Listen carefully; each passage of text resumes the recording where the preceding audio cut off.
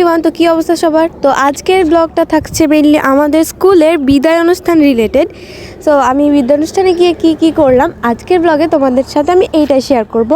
So ফার্স্টেই তো আমি সকাল সকাল উঠে অ্যালোভেরা দিয়ে ফ্রেশ হয়ে নেই। আমি মাথায় চুলে সবই দিয়ে অ্যালোভেরা দিয়েছিলাম। আর আমি যেহেতু প্রোগ্রামে অ্যাটেন্ড করব, মানে আমি ডান্স করব, তাই আমি বাসা থেকে শাড়ি পরে গেছিলাম। দেন যাওয়ার পরে এখানে তো আমি আর আমার বেস্ট ফ্রেন্ড জাতীয় সঙ্গীত গাওয়ার সময় অ্যাক্টিং করতেছিলাম, কারণ আমার জাতীয় সঙ্গীত খুব মানে একা একা গাইতে ভালো লাগে, বাট আমার গাওয়ার সময় খুব একটা হাসি আসে। আর যাই হোক, তো আমরা অনেকক্ষণ ধরে এখানে মজা করতে করতে গাইছিলাম।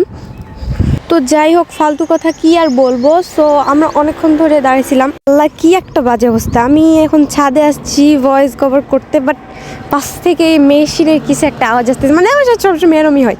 আমাদের বাসাটা অ্যাকচুয়ালি একদম বিশ্ব রোডের পাশেই, যার কারণে সবসময় ট্রাক যাওয়া আসা করে অ্যান্ড অনেক বেশি আওয়াজ হয়। আর এই জন্যই আমার ভয়েস কভারিং করতে অনেক বেশি প্রবলেম হয়। আর যাই হোক, তারপর এখানে হচ্ছে স্কাউটস দলের ক্যাপ্টেন, এটা হচ্ছে আমাদের বড় ভাইয়া। ও হচ্ছে বিদায় ছাত্রছাত্রীদের জন্য কিছু কথা বলছিল।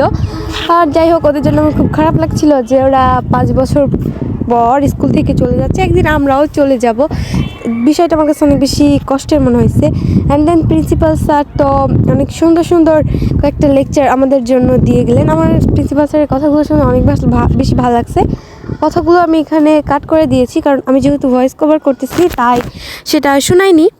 সো যাই হোক, আর এবছরের আমাদের স্কুলের এই প্রোগ্রামটা হওয়ার কথা ছিল না, বাট যখন সবাই রিকোয়েস্ট করলো তখন হলো। বাট আমাদের স্কুলে যেহেতু অনেকগুলো স্টুডেন্ট, তাই সবার জন্য কমিউনিটি সেন্টারেও মনে হয় জায়গা হতো না, তাই আমাদের স্কুলের অ্যাসেম্বলি মাঠে আমাদের অনুষ্ঠানটা আর কি করা হয়েছে। অ্যান্ড দেন বিদায় ছাত্রীদের পরীক্ষা হয়েছিল একটা মডেল টেস্ট। দেন ওই পরীক্ষায় যারা ভালো রেজাল্ট করছিল তাদেরকে গিফট দিছিল। দেন তারপর তো হয়ে যায় সাংস্কৃতিক অনুষ্ঠান শুরু। দেন ফার্স্টে আবার আমাকে নাচতে থাকে, আমার এত বেশি লজ্জা লাগতেছিল। দেন যাই হোক, এই নাটকটা জোশ ছিল। এটা হচ্ছে আমাদের আঞ্চলিক ভাষার একটা নাটক ছিল, মানে আমাদের চাঁপাইনবাবগঞ্জ ভাষার একটা নাটক। অনেক বেশি জোশ একটা নাটক ছিল, আমার কাছে খুব ভালো লাগছে, মানে অনেক ফানি একটা নাটক।